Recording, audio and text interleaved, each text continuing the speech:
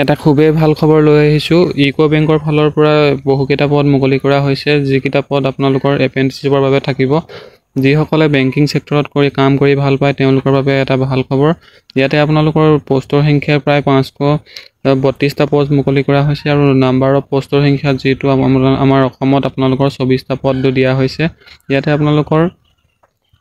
ইয়াতে যিটো আপোনালোকৰ দিয়া হৈছে আপোনালোকৰ 1500 টকা আপোনালোকৰ ইয়াতে আপোনালোকৰ ষ্টাইপেণ্ড দিয়া হ'ব। ইউকো বেংকৰ ফালৰ পৰা মুকলি কৰা হৈছে।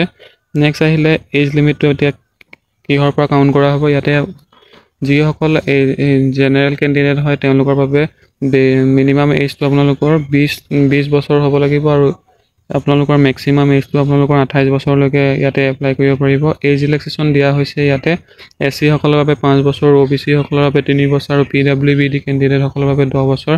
PWBD OBC NCL ৰ বাবে 13 বছৰ আৰু PWBD ST যিসকল কেণ্ডিডেট আছে তেওঁলোকৰ বাবে 15 বছৰলৈকে ইয়াতে এজ ৰিলেক্সেশ্যন দিয়া হৈছে।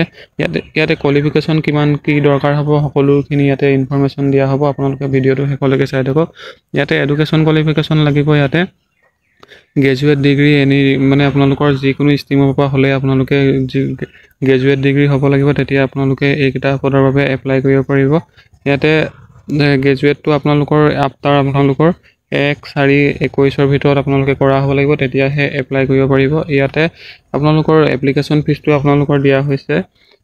যিসকল UR EWS আৰু OBC কেণ্ডিডেট আছে তেওঁলোকৰ বাবে 800 টকা পে' কৰিব লাগিব আৰু যিসকল SC বা ST কেণ্ডিডেট আছে তেওঁলোকে কোনো ধৰণৰ পে' কৰিব নালাগে। ইয়াতে পে'মেণ্টৰ মোডটো ডেবিট কাৰ্ড, ক্ৰেডিট কাৰ্ড আৰু ইণ্টাৰনেট বেংকিঙৰ যোগেদি আপোনালোকে কৰিব পাৰিব। নেক্সট আহিলে ইয়াতে এপ্লাই আপোনালোকৰ 21 অক্টোবৰৰ পৰা ষ্টাৰ্ট হৈ গৈছে আৰু আপোনালোকৰ লাষ্ট ডেটটো হৈছে 30 অক্টোবৰ 25লৈকে এপ্লাই কৰিব পাৰিব।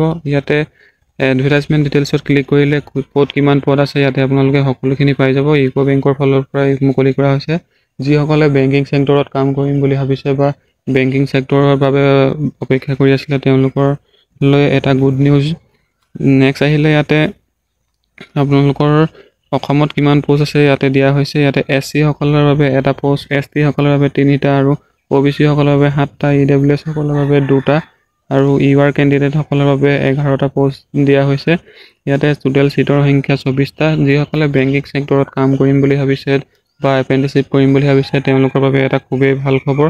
ইয়াতে যদিহে আপোনালোকে বেংকিং ছেক্টৰত বা আপোনালোকে কাম কৰিম বুলি ভাবিছে, ইউকো বেংকৰ ফালৰ পৰা এই এডভাৰটাইজটো ওলাইছে, আপোনালোকে এপ্লাই কৰিব পাৰে।